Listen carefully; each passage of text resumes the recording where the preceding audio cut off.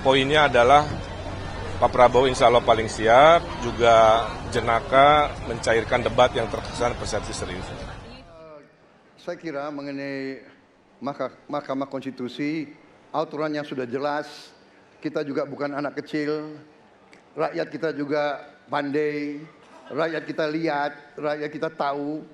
Mas Ganjar, kita tahulah ya bagaimana prosesnya. Kang Emil, ini terkait dengan performa Pak Prabowo dalam debat perdana ini, kalau menurut Anda bagaimana? Kalau mau jujur ya, kita objektif ya.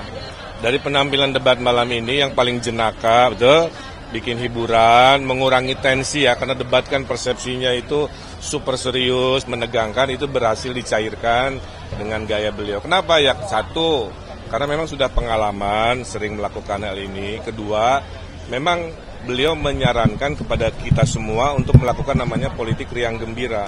Tidak hanya saat kampanye, tapi saat berdebat juga. Nah, itulah yang membuat suasana debat ini lebih rileks, lebih cair, dan tentunya masih ada 5 debat lagi ya kalau tidak salah. Jadi saya kira dari sisi itu, insya Allah pemirsa bisa melihat keseriusan, tapi juga kejenakaan yang menjadi kepribadian Pak Prabowo hari ini. Dengan gaya yang memantai, yang jenaka, yang tadi kalau tapi kemudian tadi dapat Ganjar terkait dengan pertanyaan masa lalu, ini katanya tidak tegas. Bagaimana menanggapi?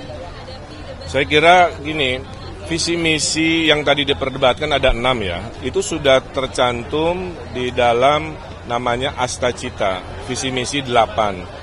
Jadi sudah tercantum di dalamnya. Di dalamnya itu ada turunan-turunan termasuk masalah penegakan HAM, penyelesaian HAM yang masa lalu dan lain sebagainya sudah ada.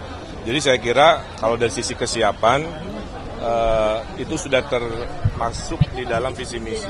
Hanya di dalam debat ya, di dalam debat ini tentu disampaikan dengan keterbatasan waktu kadang-kadang ya. Tapi substansinya itu adalah tetap akan ditegakkan. Itu adalah hutang masa lalu yang tentunya tetap harus kita clearkan ya. Kemudian kalau soal sentilan tadi putusan MK, kemudian disebutkan ada ordal yang dibalik dari pencalonan Pak Prabowo. Pak Prabowo tadi kan menjawab ya, kalau sudah final memang kita harus terima suka tidak suka, karena itu takdir. Tapi kesukaan itu diterjemahkan dengan memilih, kalau tidak suka dengan menghukum dalam bentuk tidak memilih. Jadi Pak Prabowo sudah sangat fair, tuh. Kalau ternyata persepsinya sedemikian rupa ya tidak usah dipilih di dalam kontestasinya. Tapi ini kembali diserahkan kepada masyarakat, karena debat ini kan maaf ya, semenit, 2 menit ya, pendek sekali untuk mengelaborasi kali 6 topik loh. Tidak mudah seorang pemimpin ya di waktu yang pendek mengelaborasi begitu komprehensif. Tapi saya kira poinnya adalah Pak Prabowo insya Allah paling siap, juga jenaka mencairkan debat yang terkesan persepsi serius. Artinya itu tidak menjadi beban ya Pak? Tentu jadi PR semua siapapun presidennya, menegakkan hukum HAM itu diprioritaskan nomor 1, karena itu pondasi dari kehidupan bernegara, peradaban kita di masa depan.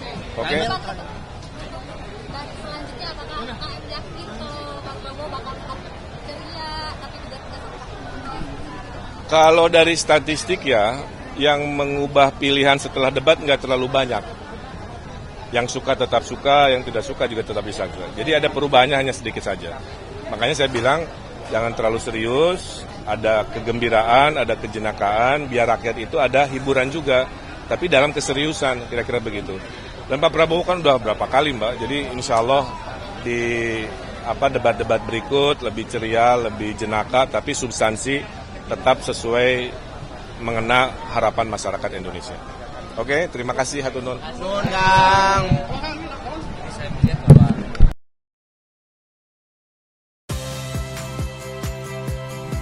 Saya Audrey Chandra. Saksikan program-program Kompas TV melalui siaran digital, pay TV, dan media streaming lainnya. Kompas TV, independen, terpercaya,